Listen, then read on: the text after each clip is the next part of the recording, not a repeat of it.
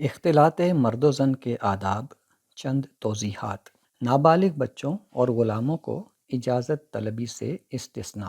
اختلاط مرد و زن کے آداب مقرر ہوئے تو صحابہ کے ہاں کچھ سوالات اور اشکالات پیدا ہوئے، جن کے لیے اللہ تعالیٰ نے توضیحی آیات نازل فرمائیں۔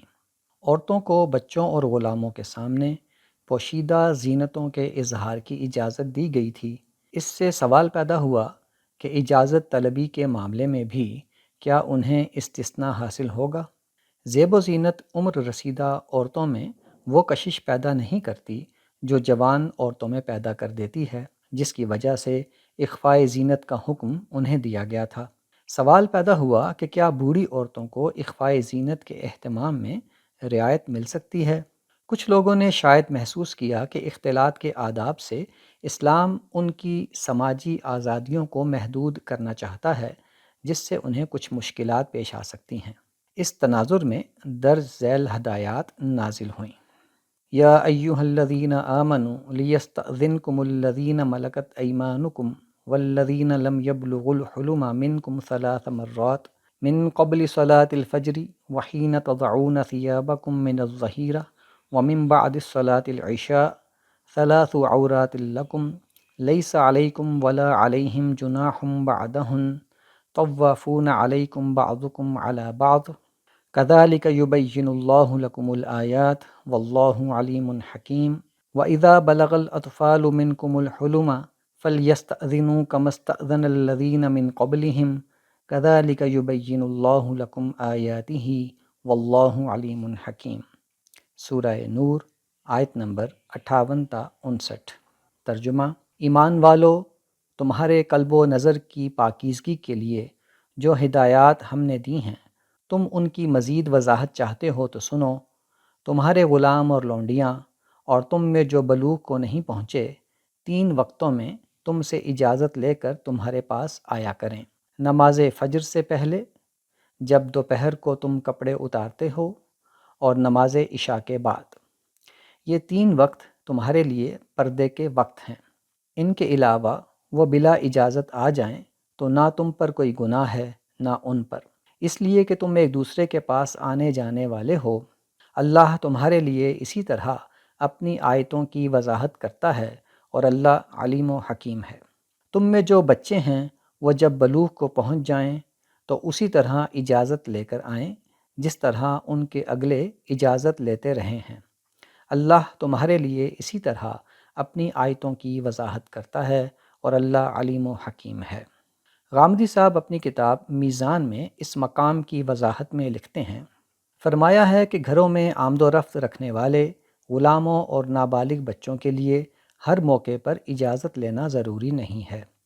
ان کے لیے یہی کافی ہے کہ وہ 3 اوقات میں اجازت لے کر داخل ہوں: نماز فجر سے پہلے جب کہ لوگ ابھی بستروں میں ہوتے ہیں، ظہر کے وقت جب وہ قیلولہ کے لیے کپڑے اتار کر رکھ دیتے ہیں، اور عشاء کے بعد جب وہ سونے کے لیے بستروں میں چلے جاتے ہیں۔ یہ 3 وقت پردے کے وقت ہیں۔ ان میں اگر کوئی اچانک آ جائے تو ممکن ہے کہ گھر والوں کو ایسی حالت میں دیکھ لے جس میں دیکھا جانا پسندیدہ نہ ہو۔ ان کے سوا دوسرے اوقات میں نابالغ بچے اور گھر کے غلام عورتوں اور مردوں کے پاس ان کے تخلیے کی جگہوں میں اور ان کے کمروں میں اجازت لیے بغیر آ سکتے ہیں۔ اس میں کسی کے لیے کوئی قباحت نہیں ہے، لیکن ان 3 وقتوں میں ضروری ہے کہ جب وہ خلوت کی جگہ آنے لگیں تو پہلے اجازت لے لیں۔ نابالغ بچوں کے لیے البتہ بالغ ہو جانے کے بعد یہ رخصت باقی نہ رہے گی، اس دلیل کی بنا پر کہ یہ بچپن سے گھر میں آتے جاتے رہے ہیں، انہیں ہمیشہ کے لیے مستثنیٰ نہیں سمجھا جائے گا۔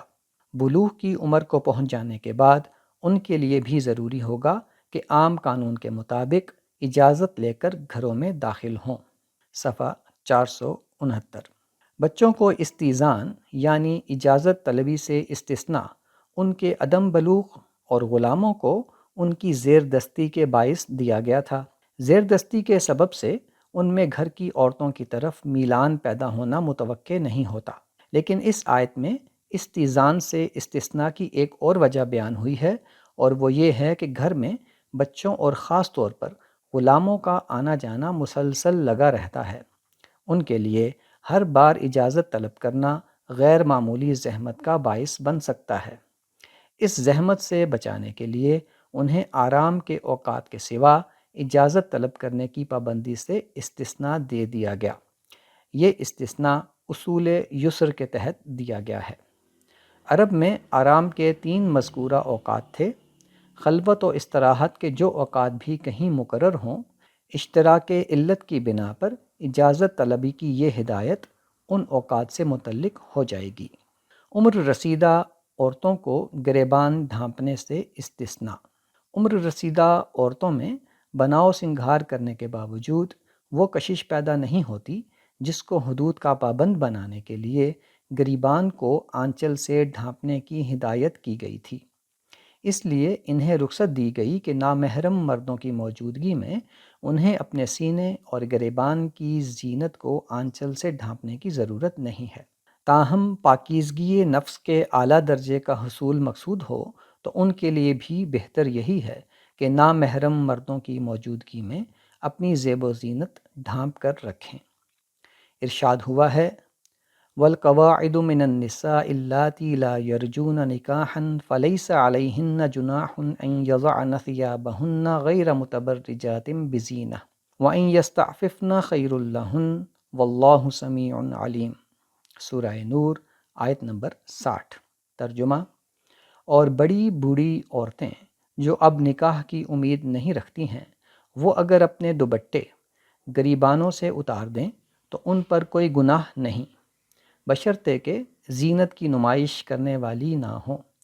تاہم وہ بھی احتیاط کریں تو ان کے لیے بہتر ہے، اور اللہ سمیع و علیم ہے۔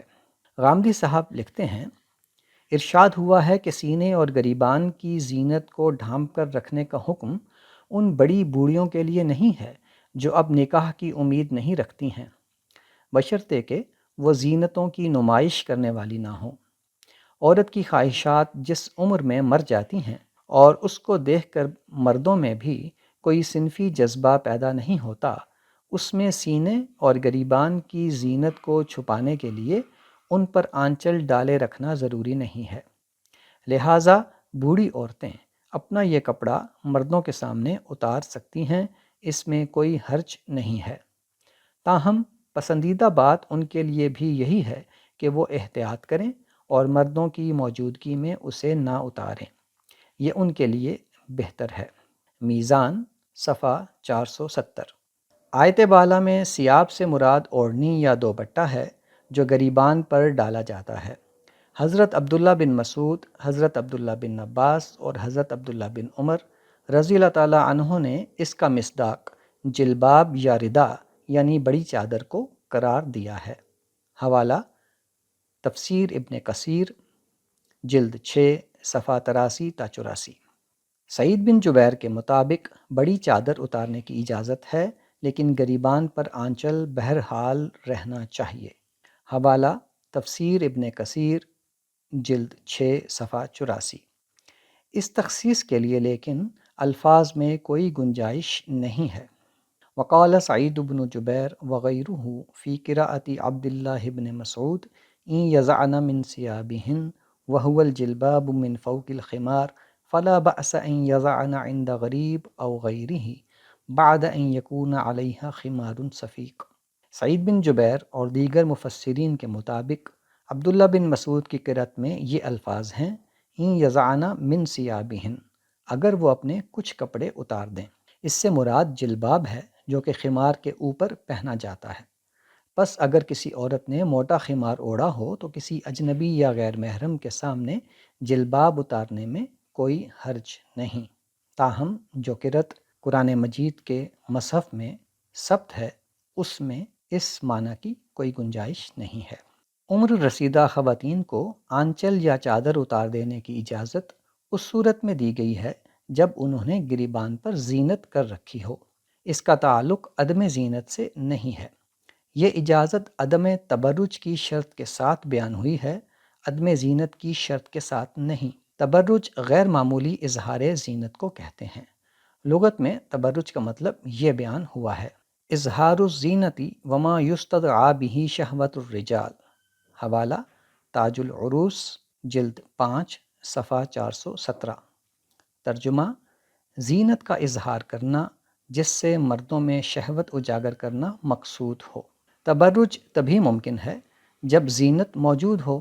اس بنا پر یہ حکم بوڑھی عورتوں کو گریبان پر زینت کی صورت میں آنچل اتارنے کی اجازت دیتا ہے۔ اس کے ساتھ انہیں متنبہ بھی کرتا ہے کہ اس رخصت سے ناجائز فائدہ اٹھاتے ہوئے اپنی زیب و زینت کی غیر معمولی انداز سے نمائش نہ کریں، تاہم ان کے لیے بھی بہتر یہی ہے کہ نامحرم مردوں کے سامنے اپنی زیب و زینت ڈھانپ کر رکھیں۔